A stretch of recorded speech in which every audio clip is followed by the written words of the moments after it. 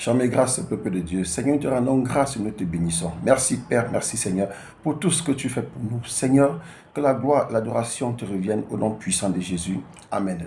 Bien-aimé, la parole déclare que mon peuple périt par manque de connaissance.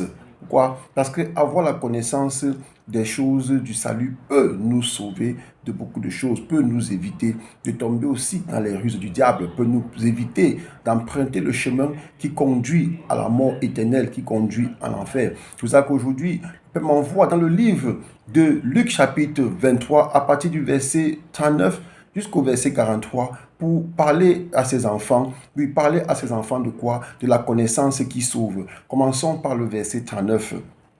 L'un des malfaiteurs crucifiés l'injuriait, disant: N'es-tu pas le Christ? Sauve-toi toi-même et sauve-nous. Donc il s'agit ici de la crucifixion de Jésus-Christ. Alors qu'ils étaient cloués à trois sur la croix, il y avait à côté de Jésus-Christ, de part et d'autre, deux malfaiteurs. Et l'un qui disait: N'es-tu pas le Fils de Dieu? Sauve-toi toi-même. Parce que selon lui, le Fils de Dieu ne devrait pas subir ce qu'il était en train de subir. Mais cependant, parce qu'il manquait de connaissances, il n'était pas capable de comprendre la portée spirituelle de ce qui se passait. C'est pour ça qu'au verset 40, il est écrit: Mais l'autre le reprenait et disait: Ne crains-tu pas Dieu, toi qui subis la même condamnation? Donc il dit: Ne crains-tu pas Dieu? Pourquoi? Parce que ce qu'il a dit, il faut être quelqu'un, un païen, quelqu'un qui n'a pas l'amour de Dieu pour dire ce qu'il a dit là. C'est pour ça que l'autre le reprend. Malgré qu'il est un malfaiteur, il est conscient de ce qu'il subit. C'est parce qu'il a outragé, parce qu'il a marché à l'encontre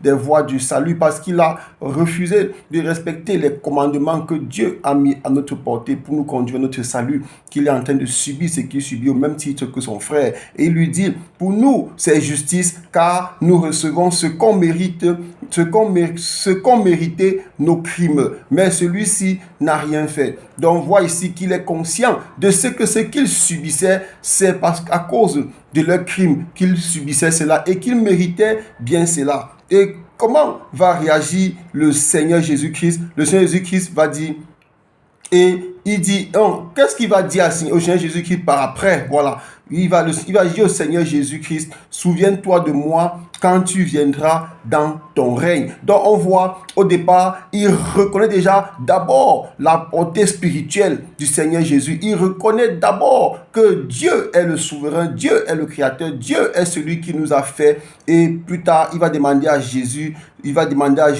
de se souvenir de lui quand il viendra dans son règne. Et qu'est-ce que Jésus va lui répondre? Je te le dis en vérité, aujourd'hui, tu seras avec moi dans le paradis. Donc on voit alors que le Seigneur Jésus-Christ va lui ouvrir cette porte-là qui lui était fermée. Donc bien aimé, combien de fois dans notre vie, à l'instant de notre mort, à l'instant où la maladie nous ronge, combien de fois avons-nous été sauvés à cause de la connaissance? On voit ici que le premier prisonnier, non seulement il manque de connaissance, il ne craint pas Dieu, parce que quand tu as la connaissance de Dieu, tu dois normalement le craindre. Mais si tu as la connaissance de Dieu et que tu refuses de craindre Dieu, c'est que tu es un méchant, c'est que tu as décidé de devenir par toi-même une proie bien faite pour l'enfer. Donc on voit ici que sans passer par le baptême, sans passer par l'acceptation du Seigneur Jésus-Christ comme Seigneur et Sauveur, comme nous faisons aujourd'hui, comme Christ nous a laissé, on voit ici que le Seigneur Jésus-Christ a sauvé un prisonnier et qu'il fut le premier à aller au ciel après le Seigneur, à aller au ciel